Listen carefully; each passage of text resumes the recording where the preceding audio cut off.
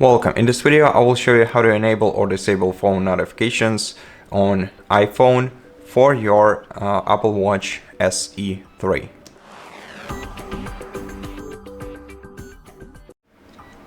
First, open the app library on your iPhone and search for the watch application. And once you find it, open it. Then enter notifications in My Watch tab.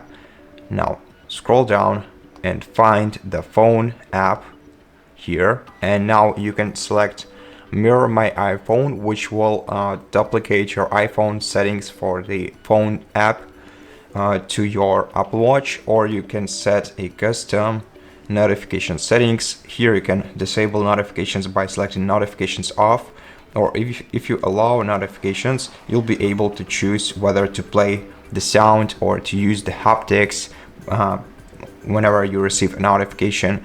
And to change these values, just switch these toggles.